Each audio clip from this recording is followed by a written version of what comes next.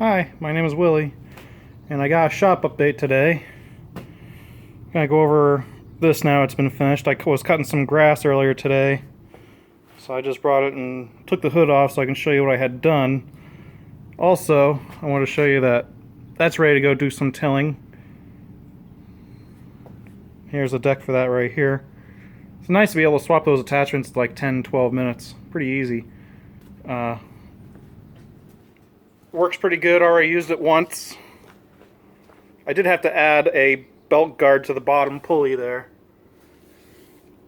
That was missing. I put that on.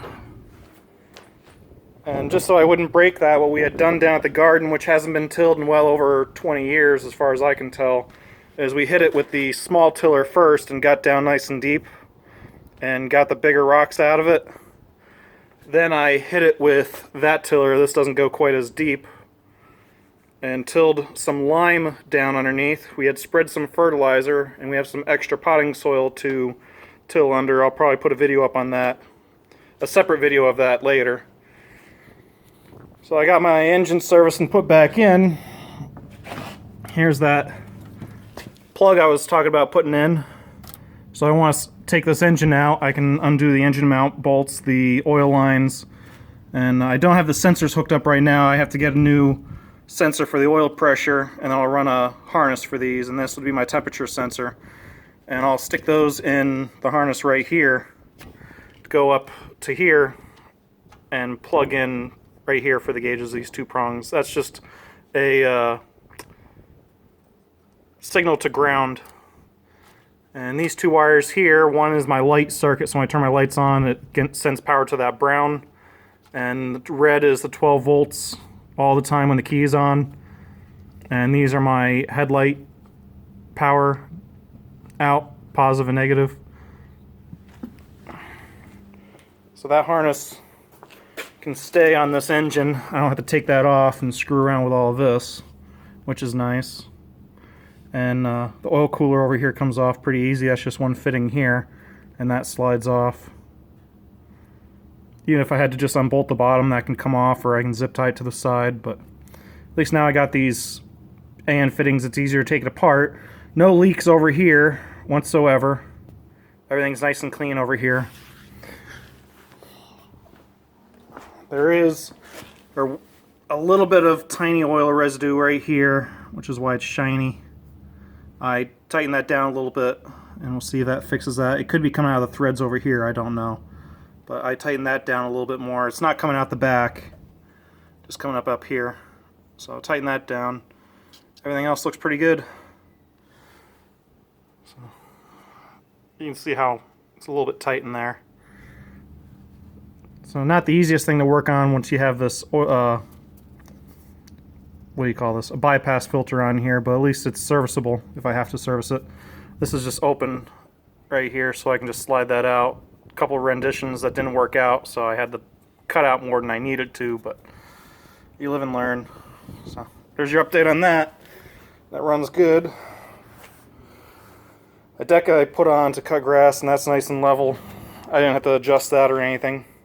I had run the vacuum unit on it, but didn't get a video up on that because that's not. I already have videos up running the vacuum unit before. I also greased all the grease points, and I used the fluid film on all the moving parts. Runs good. That's my nicer seat. I noticed that this is broken back here. I gotta see if I can't zip tie or put a hose clip on that because that's not supposed to be flopping. I digress. Yeah, it's been pretty happy. No problems there. This tractor I finished servicing, so I had fixed the leak on the tire. I checked the valve lash. The valve lash was good. I readjusted the exhaust on here so it lines up with the hood. You can see the tip right there. I kind of bent the bottom of it so it would deflect it up a little bit, so it doesn't go up against the tire so much. So I had to add that tip. I had to modify the exhaust quite a bit to get it to line up because someone had stuck the elbow tight in the block and I couldn't get it to turn.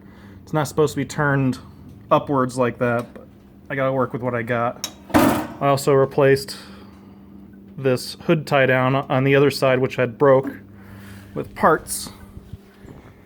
Just got that all straightened out. So it's been pretty good.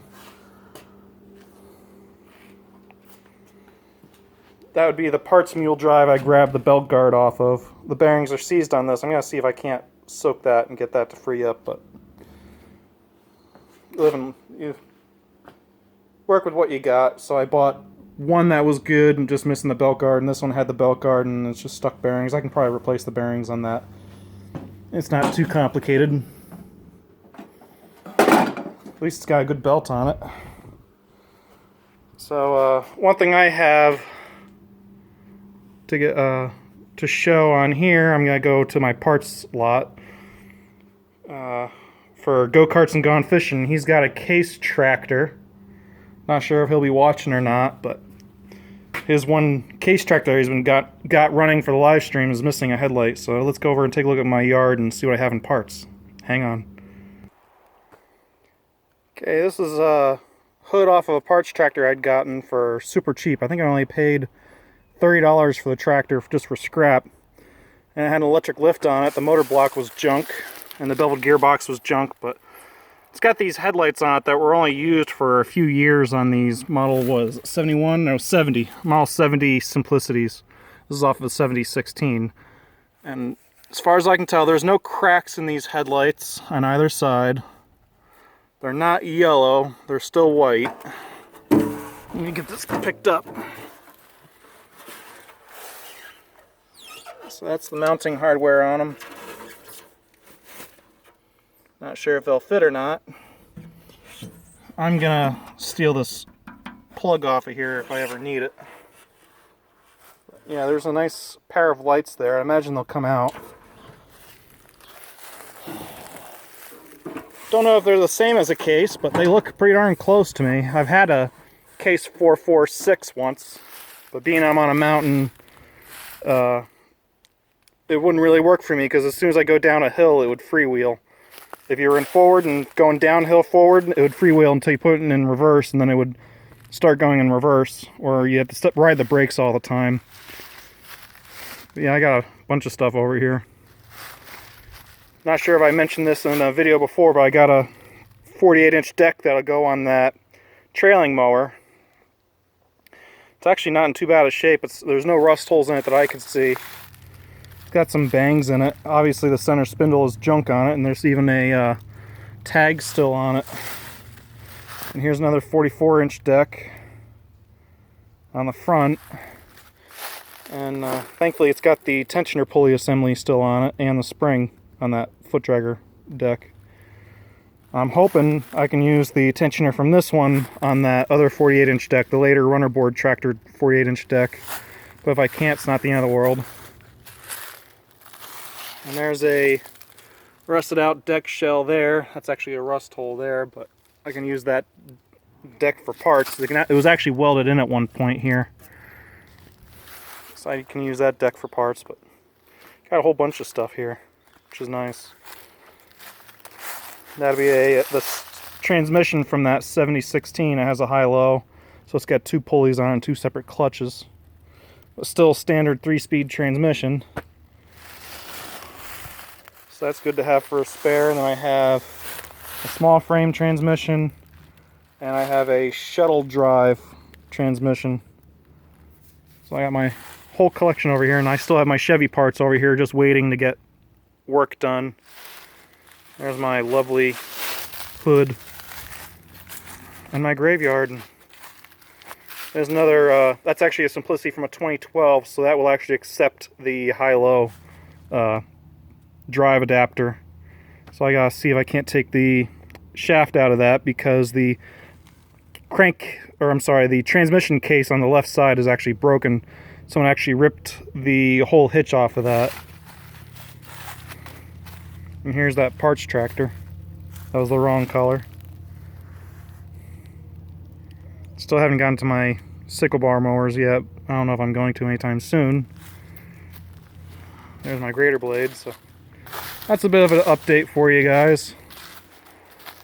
I'm gonna send a message to Go-Karts Are Gone Fishing and see if he might want to give me some measurements on the one light he has, see if they're the same or not. So, if you like the video, make sure you give me a thumbs up and stay tuned for some later videos as usual. Thanks for watching, and bye.